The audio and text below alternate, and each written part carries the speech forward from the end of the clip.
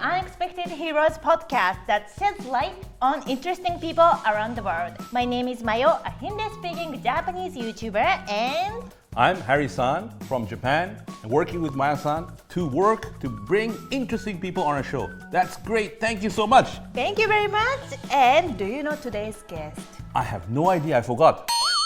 I emailed it to you. Oh, yes. There's some famous You didn't check? Oh, okay. Actually, I think I remember somebody famous who's come today. Very, very important guest. Let's just go. Let's go. Run. Okay.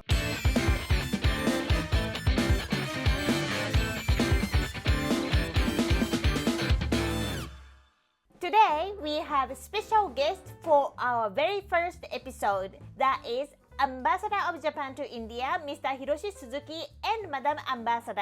Welcome to our channel. Thank you very much for having us. I'm Hiroshi Suzuki, Japanese Ambassador to India. This is my wife Eiko.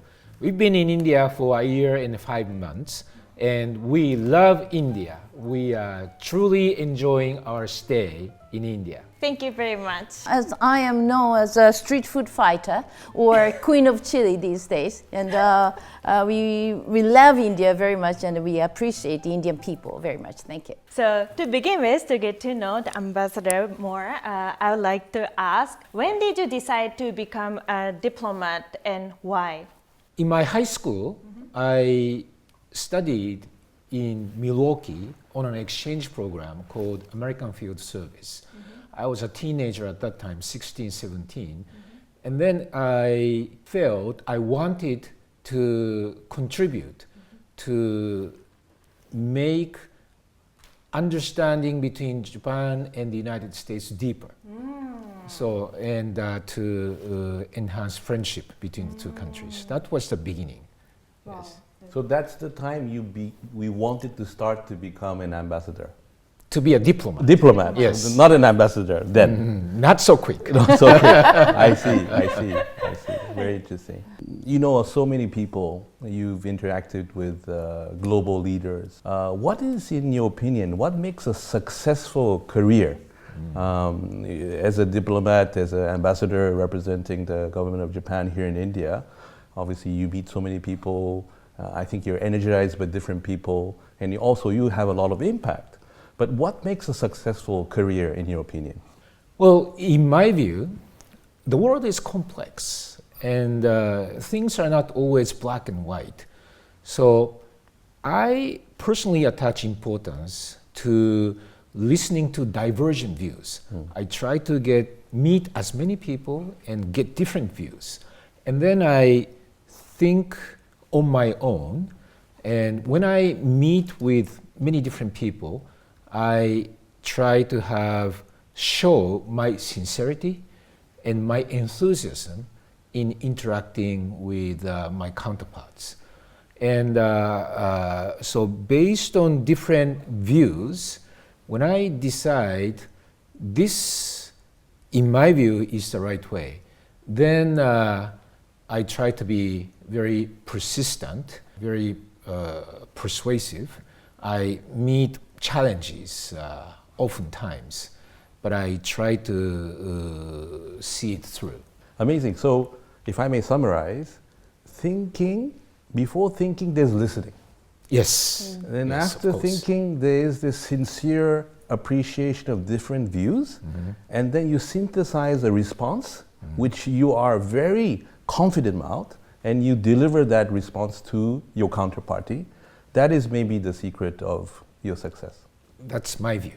Very nice. Thank you so much. There are many inspiring people in India and also in Japan, also globally. Who are the 3 most influential, inspiring people that are your heroes? Definitely for me, Prime Minister Shinzo Abe, because I served him for 7 years and 7 months as his executive private secretary. He was a visionary leader. He presented a whole new concept, Indo-Pacific. So now it's the basic geopolitical concept that everybody talks about. And then he worked so hard to create Quad framework. in which both India and Japan are very active. So for me, he was really a great leader to look up to. In terms of Indian people, Mahatma Gandhi, because he was really a revolutionary, historic figure who not only introduced this new revolutionary idea of non-violence, but he also practiced it. And he gave so much influence to many leaders around the world. Right. And third one, I would say, is my father. Wow.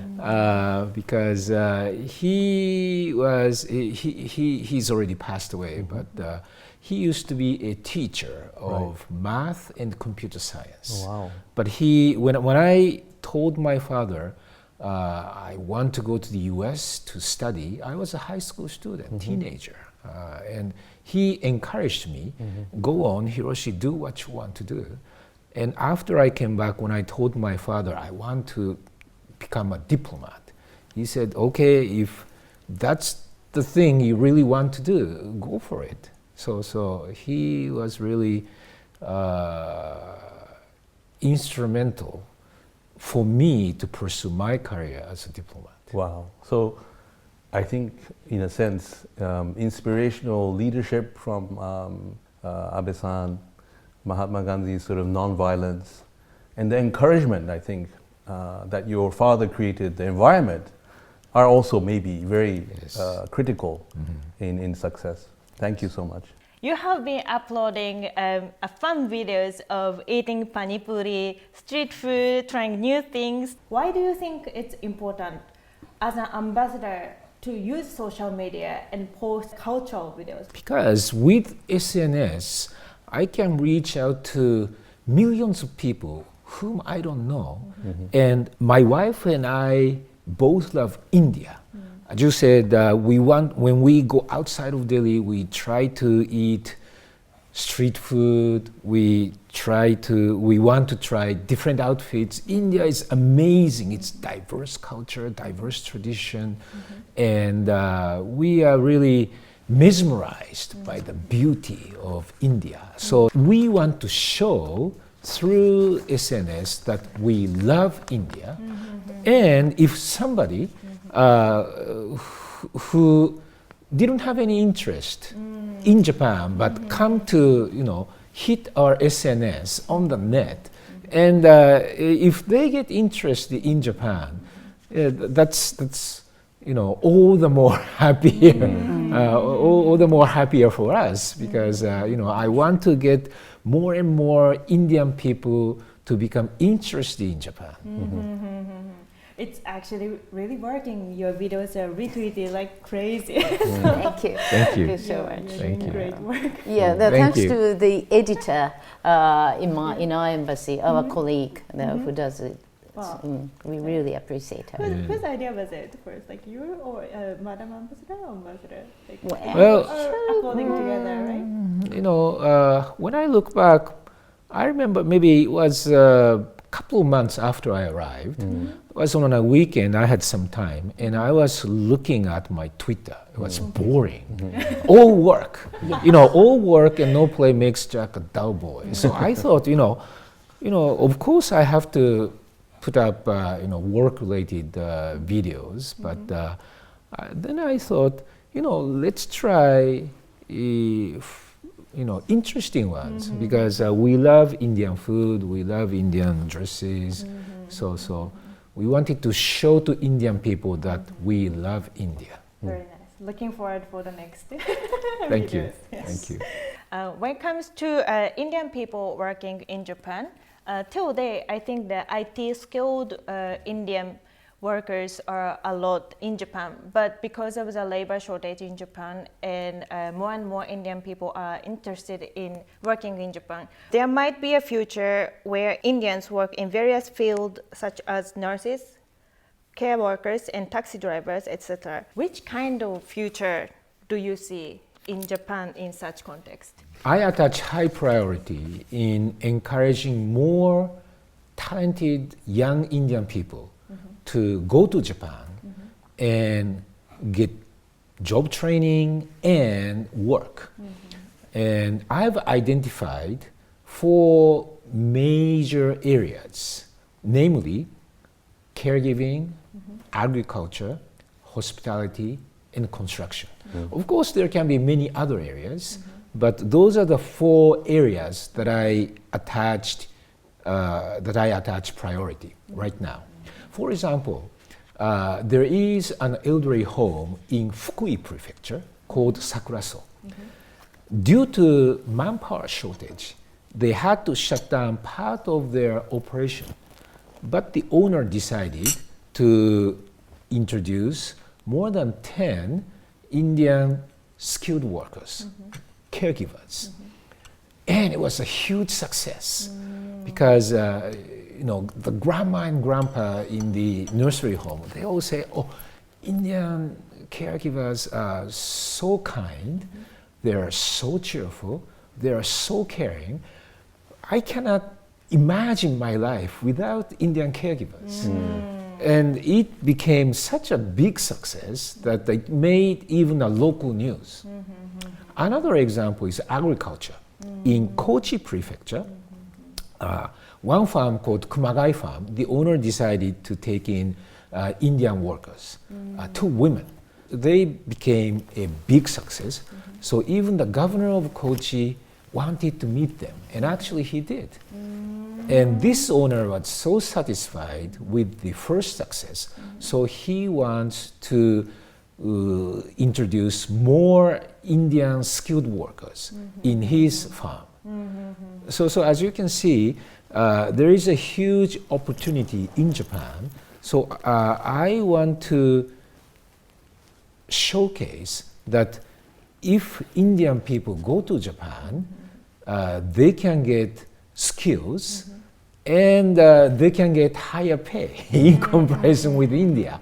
So in my view, it's win-win. So I hope more and more Indian people will go to Japan. And actually, when I talk to sending organizations like ARMS or Navis, they say they also attach more importance to sending people from India in comparison with other countries. So I have high hopes that in the near future, the number of Indian people who go to Japan for job training and job opportunities will actually increase. It's very interesting. When I'm old enough to be taken care of by the caregiver. It's a long time ahead. So, Ambassador, the young people or the people of India and Japan, what should people do? Young people and people of India and Japan, what should we do to strengthen the relationship between the 2 countries? In my view, people-to-people connect is the area in the special partnership between Japan and India, which has the most potential. So I want more young people to visit Japan. And actually, if you come to Japanese embassy's homepage, you can learn that actually when you are university student or a graduate school student, or if you have graduated within 3 years, it is very easy to get a one-time tourist visa. I see. If you are looking for learning opportunities in Japan, please Google the University of Tokyo India office, because this office is tasked to promote learning opportunities in universities and graduate schools throughout Japan. Not just University of Tokyo, but many other universities. So that's one. If you are looking to get scholarship from Japanese Ministry of Education, please Google Japan scholarship. And then you get all the information on the internet. Also, if you are looking for job training opportunities and employment opportunities, please Google India Sending Organization. So you can find a list of sending organizations such as Navis or ARMS, so you can get more information more concrete information on job opportunities. And finally, if you want to learn Japanese to study in Japan or work in Japan, please Google JF Koza. JF stands for Japan Foundation. Koza means lecture. So Japan Foundation lecture. JF Koza, and you can get information on Japanese language courses.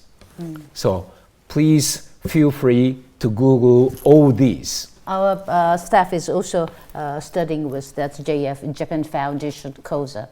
But I should say that because our visa section is very, very tied up with all this visa works, and so they need to have the appropriate time, 2 or 3 months before to apply for a visa. Yes, it's the visa application is very congested, so please apply, I would say, 3 months beforehand. Right. Because Yes, oftentimes it's the case that in order to get an appointment to submit your application, you have to wait more than 1 month.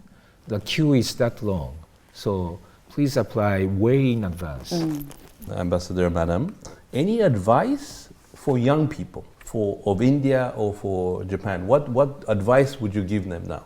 Since you have had such a successful long career in the diplomatic service, what do you suggest people to think about, to imagine? Well, to young people in Japan and India, I want young people to go out of their countries and see the wide world. There are so many different people, so many different way of lives, and if you are staying just in Japan, just in India, you are missing out on all the possibilities. And particularly, I want to encourage young people, Japanese young people, to visit India. Right. Because India is a cosmos in itself. It's amazing, but Indian people have very fond feelings towards Japan. Right. So I would appeal to young Japanese people to come to India. Wonderful. And interact with young Indian people. That will be eye-opener. Wonderful. And if you can succeed in India, you can succeed in the world. Wow. I think Mayo-san and I started this podcast because we wanted to interact with interesting people, because we think interesting people change the world. And I think interesting people are developed by different environments. So like Mayo-san, I think your experience working in India has changed your life in the same way it has changed my life of being in India for the last 17 years. So I think that's very good advice for young people to go out to the world, interact, go to India, go to Japan, see the world. Yes. I think that's very, very, very, very good advice. Any other things to add to that? Well, actually, I visited India in 1984. Wow. Right after Prime Minister Nagasone visited here. And it was a very, very impressive trip for me. And one thing I want to say, it's nothing to with it, but when we Japanese understand India only by movies, Bollywood movies or Tamil movies, then it's not. It doesn't mean that understanding deep side of Indian culture, and we should read Ramayana or Mahabharata or the poems of Godal. It's the same thing. I want Indian young people not only watch animation or playing Pokemon games, but also please try to see the Japanese traditional culture like Kabuki as well. And so that makes those two countries understand each other more deeply. Agree. If I may ask this from my side, and India and Japan, are playing such an important role in global affairs right now. And all of us wish for a better world which is more peaceful. What can you suggest Japan and India do for making the world a better place? Prime Minister Abe had a conviction that India and Japan should play the leading role in preserving peace and prosperity of Indo-Pacific and the entire world. Why? Because India and Japan, first, two great nations share fundamental values such as freedom, democracy, rule of law, human rights. And second, of course, two nations share strategic interests, common strategic interests. So today we are living in a world where division is everywhere. But in my view, India and Japan, hand in hand, can play a role of a uniter, because we need to have unity in pursuing peace and prosperity of the Indo-Pacific and the world. Amazing, amazing. So, Ambassador, we really appreciate this opportunity, and we think that there's more that we can do. This is a podcast we want to reach thousands, hundreds and thousands, millions of people around the world. And I think we would want to reach people not only in India and Japan, but globally as well. There's a lot of Indians living in Japan, there's a lot of Japanese people living in India, there's a lot of Indians living in the world, there's a lot of Japanese living around the world. So, but in the future, since you are here, is it possible for us to collaborate on some projects to get interesting people in one room, maybe with the embassy and you involved, so that we can collaborate for some fun things together offline? Offline? Yeah, why not? Let me tell you two things. One is, the embassy is going to organize what we call Japan Month. Oh, wonderful. This will be in September, maybe early October, but mainly in September. Sure. To showcase Japan in Delhi. Wonderful. And this year, we will harness anime to get young people interested in coming. Right. But when Indian people actually come to the venue, there will be the entire Japan being showcased. Right. Like many Japanese companies interested in showcasing their activities, because I want Indian people to know how much Japanese companies have contributed to India's development, India's burgeoning economic growth, and at the same time showcase Japanese culture. Right. So this year it will be anime, but next year my aspiration is, if we can make a huge success this year, this will be the first Japan Month. Wonderful. So I want to do Japan Month next year as well. And I want to harness kabuki play Right. as the traditional Japanese culture, which has the essence of Japanese culture, and utilize kabuki as the entry point, and also showcase the entire Japan. Right.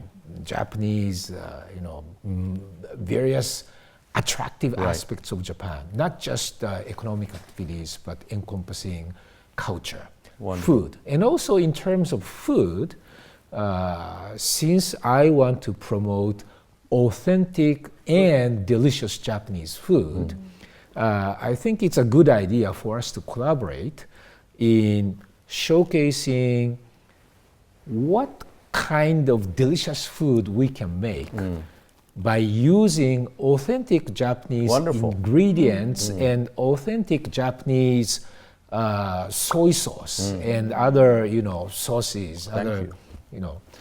Ingredients. So I just want to, promote more and more delicious, oishi Japanese food in India. Thank you so much. Very nice. Thank you. Last question. Our podcast theme is called Unexpected Heroes. And it aims to shed light on interesting people who change the world. Is there anybody who you can recommend for us to consider to be interviewed for our podcast, sir? Well, I think there can be many candidates, but since I was given the honor to be invited as first guest, maybe if I could say my brothers, my counterpart in Tokyo, Ambassador C.B. George, for me is a good recommendation from my side. Thank you very much for your time today. Thank you very much for Thank having you. us. Thank Thank you. Colorful one. じゃあいただきます。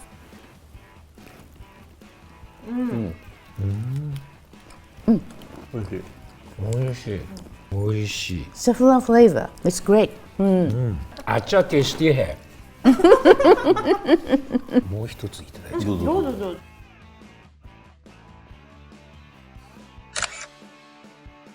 Thank you very much for watching. If you like this video, please like and subscribe. I mean, if you don't like this video, still please like and subscribe because I'll be happy. Okay, see you next time.